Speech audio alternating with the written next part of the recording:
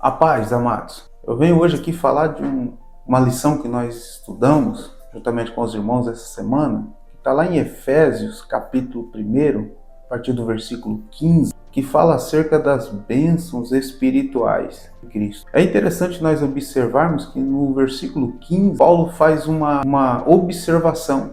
Ele fala que após ouvir acerca do amor, da disposição da igreja de Éfeso, acerca dos santos, como eles tratavam, como eles recebiam os santos, Paulo começa a orar por eles. Paulo começa a pedir por eles. E Paulo pede a Deus que dê a eles espírito de sabedoria e de revelação. E nós podemos observar aqui que Paulo tinha ouvido bons comentários acerca da igreja de Éfeso, que eles viviam na prática do amor para com os santos, que eles viviam entregues, eles tinham, aquele senso de comunhão entre os santos, os comprados pelo precioso sangue do Senhor Jesus, se amavam e se tratavam bem. Aí Paulo então começa a orar a Deus, para que Deus dê a eles espírito de revelação e de sabedoria. O que Paulo queria dizer com isso? Porque a igreja de Éfeso já demonstrava uma sabedoria, porque amar o seu irmão, viver em comunhão, tratar bem o seu irmão já é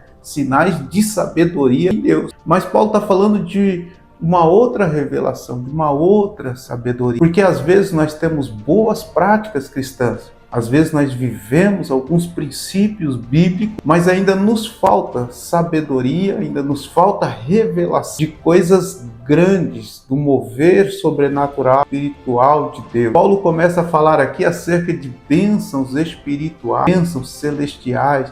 Paulo fala assim, eu quero que Deus dê a vocês um espírito de revelação e de sabedoria para que vocês possam entender com mais intensidade o poder de Deus, a manifestação do poder de Deus, o que tem reservado para aqueles que vivem em Cristo Jesus, dentro da esfera do poder, da grandeza do poder de Deus. Porque às vezes nós praticamos o amor, nós praticamos a comunhão, nós temos sabedoria para isso, uma vez que o Espírito de Deus habita em nós, o Espírito Santo habita em nós e nos leva a essas práticas, mas muitas vezes nos falta um pouco mais de clareza do que o Espírito tem preparado para nós, do que Deus tem preparado para nós. Então Paulo ele começa a falar que ele quer que Deus dê a eles o espírito de revelação, o espírito de sabedoria, para que seja revelado neles, ou seja, um passo a mais, uma intimidade a mais com o Espírito Santo, para que o Espírito Santo possa revelar a eles o tamanho da grandeza de Deus, o comprimento, a largura, a extensão desse amor de Deus e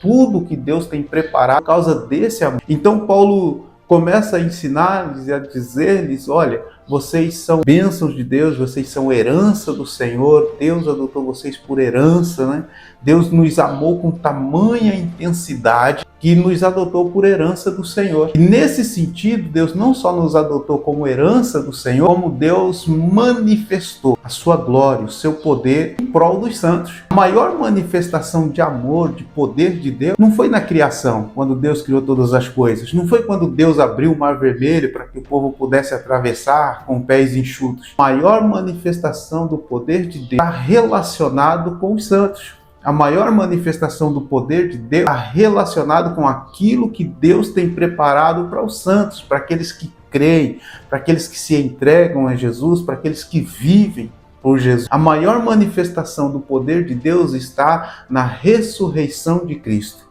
Quando Deus ressuscita Cristo dentre os mortos e o coloca sentado à sua direita, Deus está dando a sua maior manifestação de poder.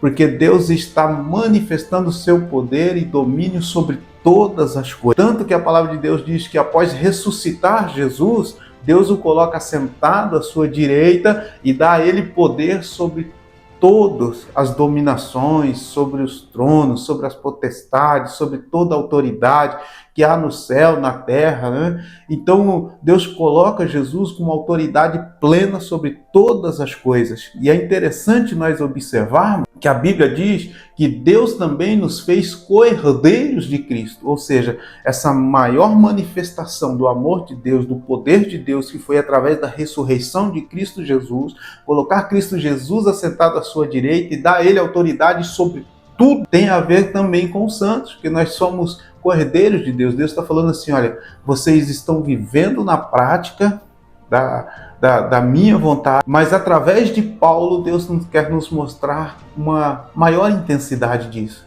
Deus quer mostrar assim, não é só isso, tem muito mais, porque por amor de você, ressuscitei a meu filho, coloquei ele assentado à direita, à minha direita, dei a ele poder e autoridade sobre os tronos, sobre as dominações, sobre as potestades, e tudo isso para que vocês fossem co-herdeiros, ou seja, em Cristo Jesus. Quando a nossa fé está em Cristo Jesus, pela autoridade que foi outorgada a Cristo Jesus, Deus também nos dá autoridade. Através do nome de Cristo Jesus, através do poder que Deus denominou a Cristo Jesus, também nos dá autoridade sobre estas coisas. E essas coisas vão muito além do mundo físico que nós vivemos, porque essas coisas dizem respeito a uma vitória eterna. Não é uma vitória de vida, não é uma vitória de sucesso aqui no tempo presente, não. É uma vitória eterna. É uma vitória para todo sempre. É uma vitória que está guardada para nós nas regiões celestiais. É uma vitória que diz assim: um dia nós estaremos todos com Cristo Jesus e vamos usufruir como os co-herdeiros de Cristo desse poder, dessa glória, da maior manifestação do poder de Deus que hoje nos é revelada através do seu Filho Jesus Cristo. Deus nos fez participantes de todas estas coisas. Deus em Cristo Jesus nos dá autoridade sobre todas estas coisas, e esse é o maior triunfo que nós podemos ter. Essa é a maior bênção espiritual que nós podemos tomar posse. Toma posse desta palavra, toma posse desta bênção e entenda, em Cristo Jesus você tem poder de Deus.